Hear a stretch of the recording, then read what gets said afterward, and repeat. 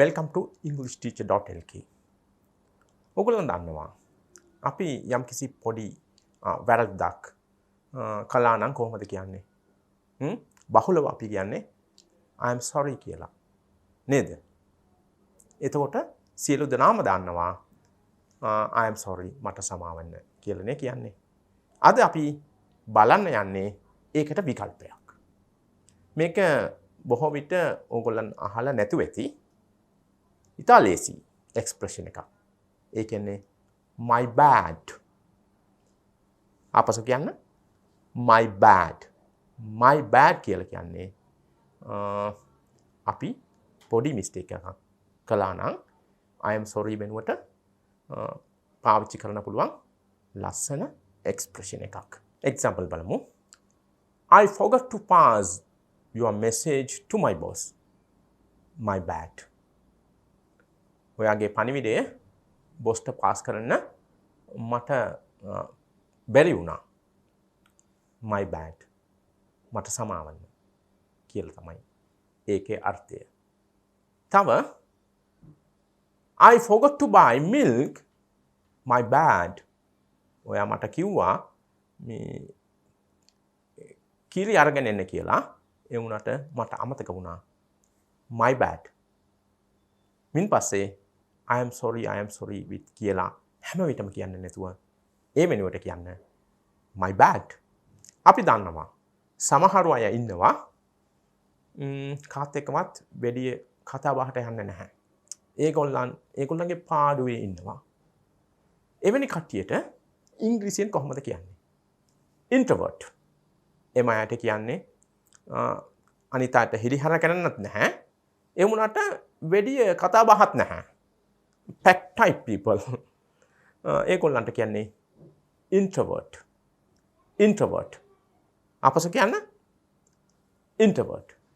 දැන් අපි දැකලා තියෙනවා තවත් සමහර අය ඉන්නවා හැම විටම අනිත් අයත් එක්ක කතා කරගෙන ඉන්නේ. ඒගොල්ලන් කැමති මිනිසුත් එක්ක වැඩියෙන් කතා කරන්න. ඒගොල්ලන්ට කොහොමද කියන්නේ? extrovert. කියන්න yes extrovert. introvert හොඳ කලාවෙන් ඉන්න කැමති අය. extrovert සියලු දෙනාත් එක්කම කතා කරන්න පුළුවන් කැමති අය. Normally I am an introvert. සාමාන්‍යයෙන් මම හොඳ කලාවට කැමති කෙනෙක්. I am an introvert. My mom is an introvert. She doesn't talk much with others. She always takes care of her own work. And my elder sister is an extrovert. She always speaks with others. She likes if others always speak with her. තවත් සමහර අය ඉන්නවා ඒගොල්ලන් සමහර විට introvert. සමහර විට extrovert. ඒ කියන්නේ සමහර අවස්ථාවේදී ඒගොල්ලන් හොඳ කලාවට කැමති. අනිත් අයත් එක්ක කතා කරන්න කැමති නැහැ. නමුත් වෙන සමහර අවස්ථාවේදී අනිත් අයත් එක්ක හුඟක් කතා කරන්න කැමති. ඒක depend වෙන්නේ ඒගොල්ලන් ආශ්‍රය කරන පුජ්‍යලයන් සහ ඒගොල්ලන්ගේ අර attitude කියන්නේ මේ ආකල්පයත් එක්ක තමයි ඒක තීරණය වන්නේ. Okay? There are some people and who sometimes like to speak with the others and sometimes they don't like to speak with others. These people are called in English as omnivert or ambivert. Omnivert or ambivert. Omnivert කියලා කියන්නත් පුළුවන්. නැත්නම් ambivert කියලා කියන්නත් පුළුවන්. ambivert කියලා කියන්නත් පුළුවන්. එම පුජ්‍යලයන් සමහර විට ඒගොල්ලන්ට හිතුනොත් ඒගොල්ලන්ට ගැළපුණොත් ඒගොල්ලන් කැමති අයත් එක්ක හුඟක් කතා කරන්න කැමති. අනිත් අයත් එක්ක මූණ පුම්බාගෙන ඉන්නවා. දැකලා තියෙනව නේද? අනන්ත වාරයක් දැකලා ඇති. හරි. දැන් අපි ඉගෙන ගත්ත ඒ එක්ස්ප්‍රෙෂන් ටික ආපසු මම සමරයිස් කරන්නම්. An introvert is a person who doesn't like to speak with others always, who likes to be in isolation. He is an introvert. Introvert කියලා කියන්නේ හුදකලාවට කැමැති අනිත් අයත් එක්ක වැඩි කතා බහට යන්න කැමැති නැති පුද්ගලයන්. Extrovert is a person. An extrovert is a person who always like to speak with others as his own friends. එයාගේම මිත්‍රයන්ත් එක්ක වගේ සියලු දෙනාත් එක්කම කතා කරන කැමැති. එම අයට අපි ඉංග්‍රීසියෙන් කියන්නේ extrovert කියලා.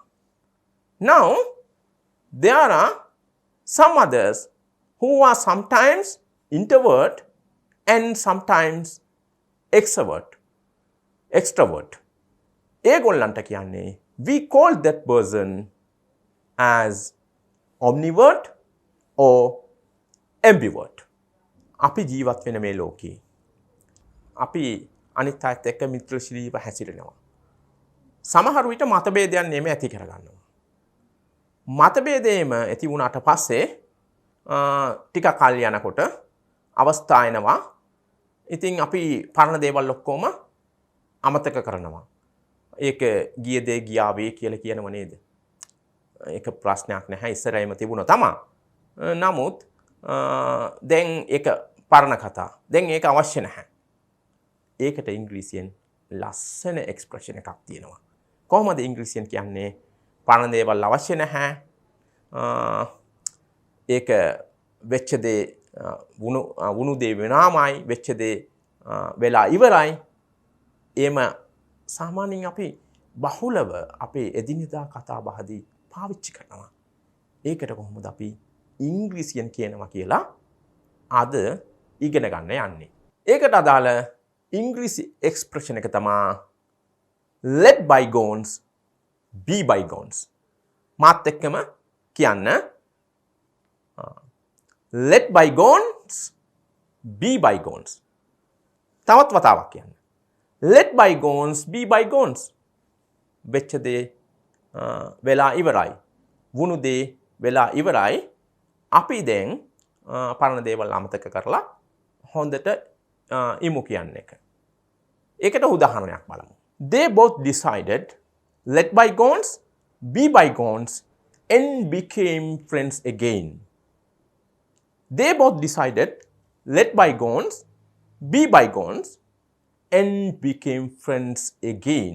ඒ දෙන්නම තීරණය කළා වුණ දේ වුණාමයි ඒක අපි අමතක කරමු කියලා හිත හදාගෙන ආපසු පරණ විදියට friends වුණා.